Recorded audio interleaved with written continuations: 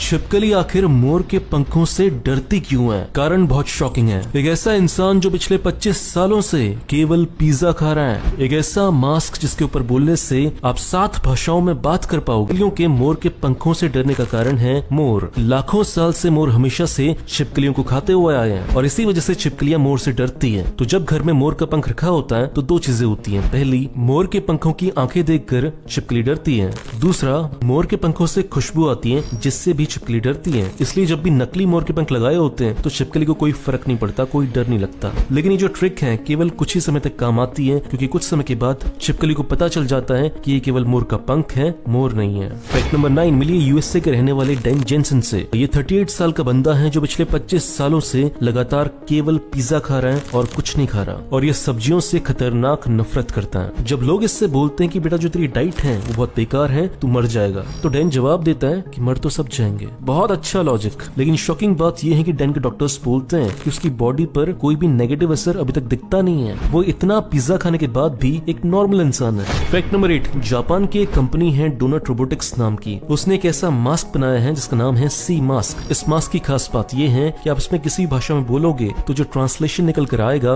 वो 7 भाषाओं में हो सकता है, Japanese, Korean, Chinese, French, Spanish, किसी में भी। और मास्क पहनने में एक और प्रॉब्लम आती है कि मास्क के अंदर से जो हम बोल रहे होते हैं वो क्लियरली सुनाई नहीं देता। लेकिन इस मास्क में ये फैसिलिटी है कि जो आप अंदर से बोल रहे हो ये उसे एम्पलीफाई कर देता है, मतलब बहुत ज्यादा आवाज में फेंकता है, जिससे सामने वाले बंदे को कोई प्रॉब्लम नहीं होती सुनने में। फैक्ट नंबर 7, एक ऐसा पौधा जिस पर आप बस तेल डालो और वो जल जाता है, और उस पौधे का नाम है पांडवरा बत्ती। ये पाया जाता है साउथ इंडिया में, महाराष्ट्र में और श्रीलंका में।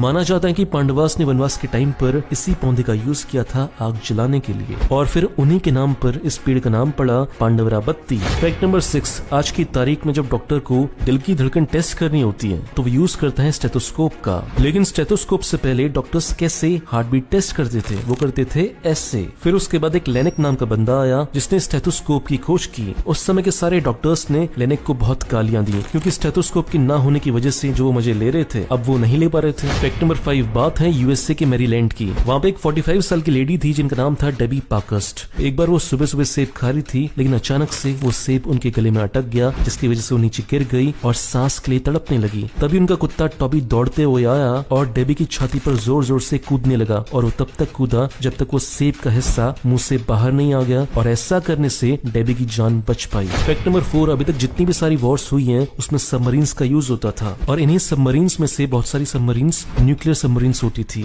और ऐसी वॉर्स में ऐसा कई बार होता था कि न्यूक्लियर सबमरीन्स समुद्र की गहराइयों में डूब चुकी हैं। तो आप जानकर शॉक्ड होंगे कि आज की तारीख में 9 ऐसी न्यूक्लियर सबमरीन्स हैं जो समुद्र की गहराइयों में छुपी हुई है। इसमें सोवियत यूनियन की 5 हैं, रशिया की 2 हैं और यूएसए की 2 हैं। अगर भगवान न करे ये न्यूक्लियर सबमरीन्स कभी फटी तो खतरनाक सुनामी आएगी। फैक्ट नंबर 3, आपने देखा होगा कि जब भी आप कुत्ते से मिलते हैं, अगर आप उसके कानों को छूओगे तो बहुत खुश होता है। ऐसा इसलिए होता है क्योंकि जब हम उसके कानों को रब करते हैं तो उसके दिमाग से एंडोर्फिन्स निकलते हैं और उससे बहुत खुशी होती है, बहुत हाई मिलती है। फैक्ट नंबर 2, आपको पता है आज से 600-700 साल पहले पूरे यूरोप में ब्लैक प्लेग फैला था, लेकिन एक सिटी थी जहाँ पर ये नहीं फैला, और वो सिटी थी पेरिस। जब आगे चलकर साइंटिस्ट ने इसके बारे में खोजना शुरू किया तो पता चला कि पेरिस के लोग नींबू बहुत खाते थे, और नींबू के छिलके में लाइमनिन नाम का एक केमिकल होता है जो बैक्टीरिया को मारता है। तो जब पेरिस के लोग नींबू को खाकर उसके छिलके फेंकते थे तो जो चूहे थे जो ब्लैक प्लेग फैला रहे थे वो भी इन नींबू के छिलके को खा लेते थे, जिसकी वजह से उनकी बॉडी के अंदर जो बैक्टीरियाज हैं वो मर जाते थे। फैक्ट नंबर 1, साल था 1979, जगह थी अलास्का,